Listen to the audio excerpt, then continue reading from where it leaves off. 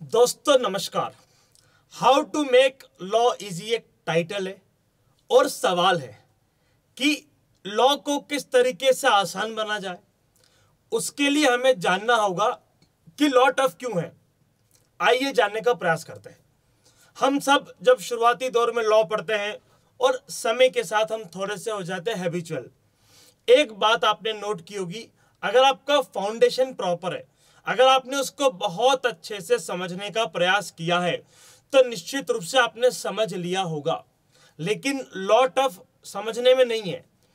आपको कोई टॉपिक समझ नहीं आता है, आपने क्लास ली, आपको समझ आ गया, बट सवाल है कि टफ क्यों है। फिर टफ है रिटेंशन के लिए। हम उसे याद नहीं कर पाते हैं, कर भी पाते हैं तो हम उसे याद नहीं रख पाते हैं। This is the common problem, not with you but with everyone.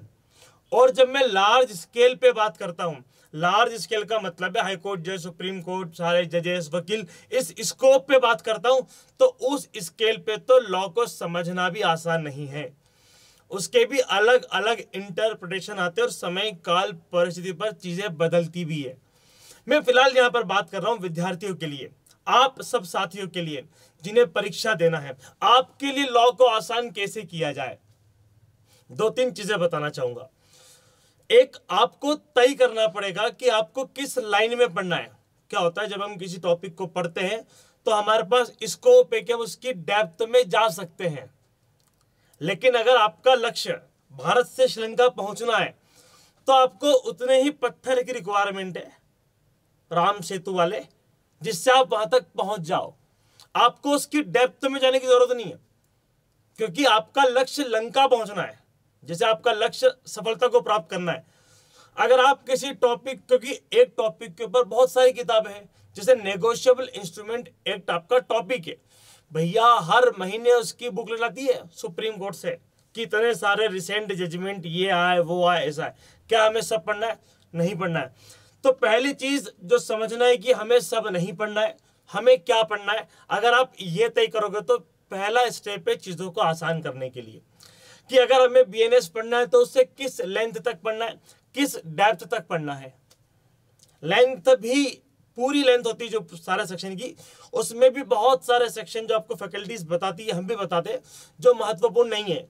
पढ़ाते सब है बट बताते वही है जो क्या होते महत्वपूर्ण। आपको छांटना होगा हर सेक्शन को कि ये प्री वाला भाई, ये मेंस वाला है, ये इंटरव्यू है, ये प्रैक्टिकली भी यूज होता है ना, इससे सवाल नहीं आता है, नहीं आएगा। जब आप चीजों को करते बाइफरकेट इस तरीके से तो चीजें आसान होती है। तो अब से जब भी पढ़े आपके उस सेक्शन के ऊपर दर्ज होना चाहिए उसका लेवल ऑफ इंपॉर्टेंस। सर बताएगा कौन? आपने जो बात बताई अच्छी बता दी आपने कि सर वो सारे सेक्शन के आगे लिख दो कि पीएम, प्री में भी काम का है, मेंस में भी काम का है, इंटर में भी है, पीएमआई। लेकिन सर सवाल ये देखो, दो तरीके, एक तो फैकल्टी आपको बताएगी पढ़ाते हुए, नंबर टू जब आप क्लास में पढ़े इन डाउट आप पूछ सकते हो कि सर इसका लेवल ऑफ इंपॉर्टेंस क्या है। थर्ड, प्रीवियस ईयर के एमसीक्यू, प्रीवियस ईयर के मेंस की अनसॉल्व अगर आपके पास हो, नहीं हो तो ले लेना। उससे आप देखना कि इस सेक्शन से कितने सवाल आए, किस टॉपिक पे आए, किन किन सेक्शन से सवाल नहीं आए, तो उससे भी आपको प्रॉपर गाइडेंस, प्रॉपर चीजें मिल जाएगी कि कहां से पढ़ना है और कहां से नहीं पढ़ना है और कहां से कितना पढ़ना है। एक होता है हार्डवर्क, एक होता है स्मार्ट वर्क। हार्डवर्क होता है पूरी किताब याद कर लेना, स्मार्ट वर्क होता है वही याद करना जो एग्जाम वाला पूछेगा, बट उसको इतना अच्छे से याद करना है कि किसी भी हालत में भूलेंगे नहीं। जब मुझे 500 में से 300 याद करना है तो 300 को मुझे बेस्ट करना है। हार्डवर्क वाला 500 के 500 याद करता रहेगा। पढ़ने के लिए बहुत सारी चीजें होती है, क्योंकि सिर्फ पढ़ना नहीं है ना, राइटिंग प्रैक्टिस भी तो करना है।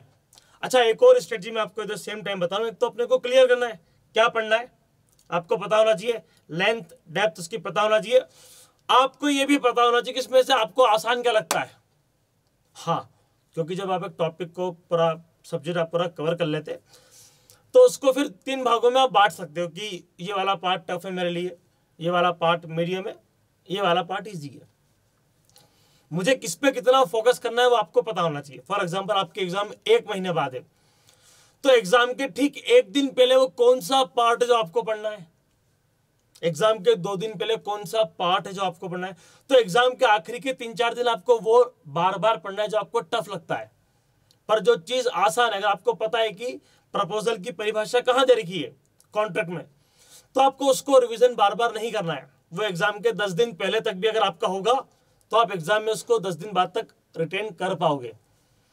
लेकिन जो बहुत ज्यादा टफ होता है उसको रिटेन करने का इश्यू होता है, तो उसे एग्जाम के ठीक 2-4 दिन पहले के समय में बार बार पढ़ना है ताकि वो एग्जाम तक याद रहे। तो आपको एक ऐसा कॉम्बिनेशन सेट करना होगा कि जो ज्यादा टफ है वह उसका रिवीजन का नंबर एग्जाम के ज्यादा करीब आए, जो कम टफ है उसका थोड़ा दूर आए। एक और तरीका एमसीक्यू सॉल्व करने का। एमसीक्यू सॉल्व करने में भी दिक्कत यह है कि आप बार बार आसान सवालों को सॉल्व कर रहे हो। मान लो आपके पास 1000 एमसीक्यू की एक बुक है, आप उसे बार बार सॉल्व कर रहे हो, लेकिन जब आपने शुरू के 100 सॉल्व करे, शुरू के 100 में 30-35 तो आपको याद ही हो गया कि यार ये तो बहुत बेसिक क्वेश्चन थे, पूछ लो कोई दिक्कत नहीं है। 70 में से 15-20 बहुत टफ थे जो कंफ्यूजिंग थे, और बाकी सब सिंपल थे। तो आप देखो 100 क्वेश्चन को अपन ने अलग अलग रेंज में डिवाइड कर लिया। तो किसको रिवाइज करना है, किसकी प्रैक्टिस बार बार करना है, किसकी नहीं करना है, ये भी तो चीज है। एक अच्छी ट्रिक ये कि जो टफ क्वेश्चन होते हैं, बेसिकली जो कंफ्यूजिंग होते हैं, उसको आप एक फोल्डर बना लीजिए फोटोज वाले सेक्शन में मोबाइल में, ताकि वो आपको क्लियर रहे कि एग्जाम के पहले ये 150 क्वेश्चन आईपीसी के जो मेरे को दिक्कत देते हैं, कुछ मेरे को याद करना पड़ जाते हैं कि ये हुआ तो मर्डर है कि कल्पेबल है। तो आपको वो एक लिस्ट फिगर आउट करना पड़ेगी जिन चीज़ों को आप कंफ्यूजिंग मानते हैं, जिन चीज़ों का रिवीजन आपको एंड टाइम पर आवश्यक है वो लगता है, आप उन सबको खींच के क्या करिए, एग्जाम के करीब तक लाइए। अभी हम क्या करते हैं, रेंडमली सब कर रहे होते हैं, इजी वाला भी, टफ वाला भी, मीडियम वाला भी लगातार कर रहे, वेस्ट ऑफ टाइम है। आप अगर उन 2 घंटे आखिरी के दिन केवल टफ वाला पार्ट पढ़ते हैं तो चीजें आसान होती, पर आपके पास ऐसा कोई स्ट्रक्चर ही नहीं है कि मुझे क्या टफ लगता है क्या नहीं लगता है। तो अपनी पढ़ाई को स्मार्ट बनाइए, लॉ स्वतः आसान हो जाएगा। मुश्किल इसलिए लगता है क्योंकि आपको तय करना पड़ेगा, जहां पर मजबूत है वहां हथौड़ा बार बार मारना पड़ेगा, जहां कमजोर है वहां एक बार मारने पर लकड़ी टूट जाती है। तो जहां पर मुश्किल पार्ट है आपको उसको सेपरेट आउट करना पड़ेगा, आपको उसके ऊपर स्पेशल इफर्ट्स देना होंगे। आप कॉमन इफर्ट हर सेक्शन को, हर चैप्टर को नहीं दे सकते हैं।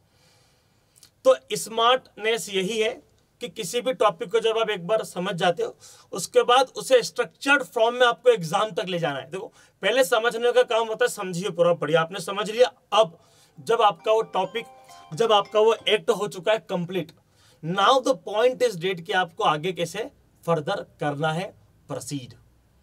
तो एक बार आपका कोई टॉपिक हो जाए, फॉर एग्जांपल आपने कोई भी एक्ट पढ़ लिया, स्ट्रक्चर उसका तैयार करिए, किसे किस तरीके से ले जाना है, इसे प्रैक्टिकल क्वेश्चन कौन से होते बन सकते हैं, इसके इलस्ट्रेशन कौन से महत्वपूर्ण है, सेक्शन कौन से महत्वपूर्ण है, प्री में क्या महत्वपूर्ण है, मेंस में क्या महत्वपूर्ण है, इंटरव्यू के स्लॉट्स कहाँ बैठ सकते हैं। तो ये सारी चीजें अगर आपको क्लियर रहेगी, एमसीक्यू कौन कौन से टफ पड़ते हैं, क्वेश्चन नंबर लिख लिया कि एमसीक्यू बुक रमेश वाली का 55वां ये सारे क्वेश्चन टफ लगते हैं, बार बार बार बार बार बार रिवाइज करो। और तो और जो एमसीक्यू टफ लगते हैं उनको आप 1 लाइनर में ले आइए, आप उनके एग्जाम्पल लिख लीजिए कि इस कहानी में ऐसा होता है, समझ लीजिए उसको अच्छे से, ताकि वो आपको कंफ्यूज ना करे। तो लॉ को आसान बनाने का एक ही तरीका है कि आपको इसको स्ट्रक्चर्ड फॉर्म में पढ़ना पड़ेगा।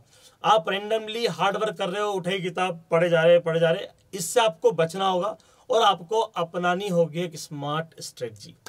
उम्मीद करता हूं ये थोड़ा सा जो गाइडेंस है, लिमिटेड गाइडेंस मैंने आपको दिया फिलहाल, कि आपको शुरुआती दौर में क्या करना चाहिए। उम्मीद करता हूं ये सेशन आपको आया होगा पसंद। धन्यवाद, शुक्रिया, नमस्कार।